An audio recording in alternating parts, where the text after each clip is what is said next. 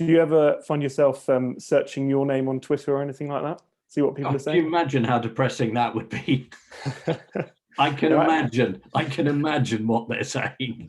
Actually, I did it yesterday because I always try and do that before I interview someone, just to see what the trolls are saying. Not many people say many mean things about you. At the moment, it seems to be, it's a lot of people linking back to your 2014 debate with Priti Patel. Right, yes, no, I mean, I've become a sort of, I've almost forgotten that, but then people, cabbies and people I meet around the place say to me, oh, well, that was extraordinary. And I think they think it was yesterday and that she was Home Secretary. I mean, it's marvellous that we had a fight about the death penalty before she was Home Secretary. But no, I mean, I'm very, very pleased with that. But someone said you should get. I was going to say, I mean, it's just really, I mean, it's fascinating because you'd think that someone with your high profile that you would get lots of abuse, but it doesn't. Maybe it's because you're not on social media. I don't know. Yeah, and I think that maybe the magazine gets the abuse, or people. It feels more sort of a team effort. I don't think people imagine, I mean, the eye's pretty dense nowadays. I don't think people imagine I really write all of it. So I think they're less prepared to say, you're an idiot, rather than, why have you written that? Anyway, interesting. But I think you need to be a fighter, don't you? You need to have, I don't know, 4 or 5 hours a day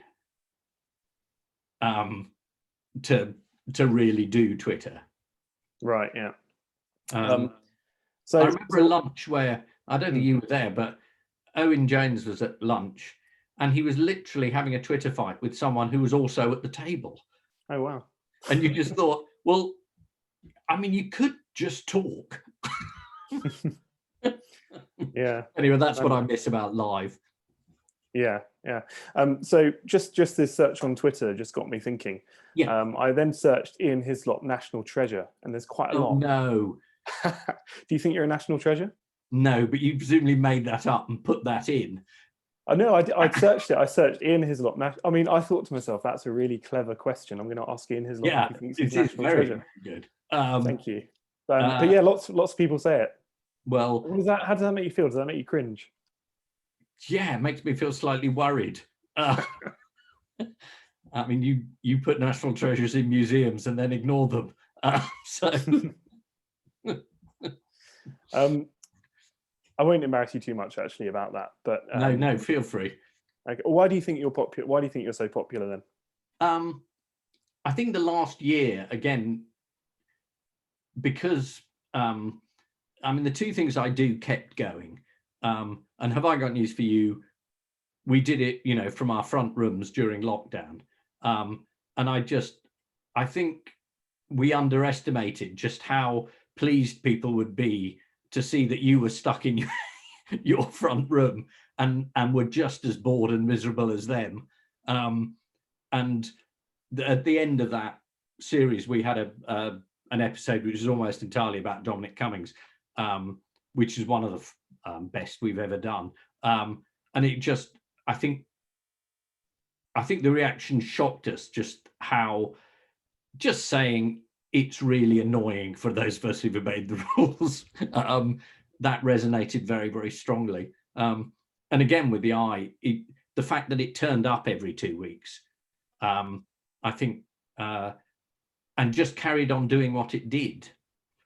I mean, I don't know how close you've been following it, but we had a sort of, the fact that we had Phil Hammond as MD writing that section this year has been an amazing boon for us.